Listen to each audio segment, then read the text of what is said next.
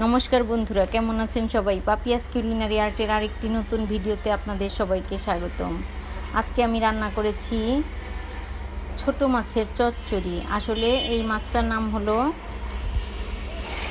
বাতাসি মাছ। আমি বাতাসি মাছ রান্নার জন্য সব কিছু রেডি করে নিয়েছি। মাছটা নুন হলুদ মাখিয়ে নিয়েছি, বেগুন কুচি নিয়েছি, আলু কুচি নিয়েছি, কাঁচামরিচ মাঝখান থেকে চিড়ে নিয়েছি আর একটা টমেটো নিয়েছি। এবার আমি রান্নাটা করব। তবে রান্না করার আগে আমি একটু মেখে নিই। আমি কড়াইতে দিয়ে দিলাম আলু কুচি, বেগুন কুচি, টমেটো কুচি, হলুদ গুঁড়া দিয়ে দিলাম, মরিচ গুঁড়া আর দিয়ে দিব খুব অল্প জিরার গুঁড়া। এবার দিয়ে দিলাম রান্নার সাদা তেল। আসলে ছোট মাছের এই চচ্চড়িটা খেতে খুবই দারুণ লাগে। এই চচ্চড়ি হলে তো আমার আর কিছু লাগেই না। এবার আমি স্বাদ মতো লবণ দিয়ে হাতে মেখে নিব।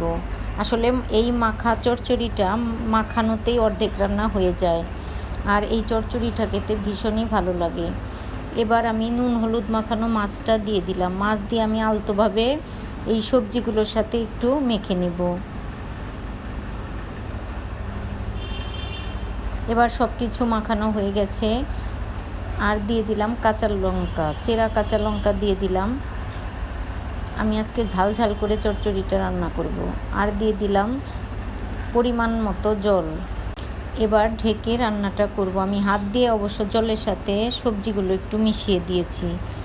এবার আমি চুলায় বসিয়ে দিয়েছি, আর চচ্চড়িটা প্রায় আমার হয়েও গিয়েছে।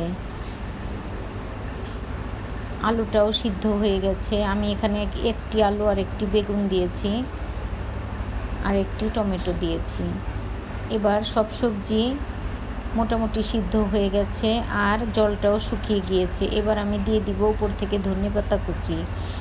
আসলে বন্ধুরা, এই গরম গরম চচ্চড়ি আর গরম গরম ভাত খেতে দারুণ লাগে। ছোট মাছ তো আমার ভীষণই পছন্দ। তো বন্ধুরা, আমার রান্নাটা শেষ। আর এই রান্নাটা করেছি আমি আজকে আমার বান্ধবীর জন্য। আর আমার বান্ধবী পেঁয়াজ খেতে পছন্দ করে না, এজন্য এই চচ্চড়িতে পেঁয়াজ দিইনি। তবে বন্ধুরা, আপনারা চাইলে পেঁয়াজ দিয়ে রান্না করতে পারেন। পেঁয়াজ ছাড়া এই চচ্চড়িটা অসাধারণ হয়েছে।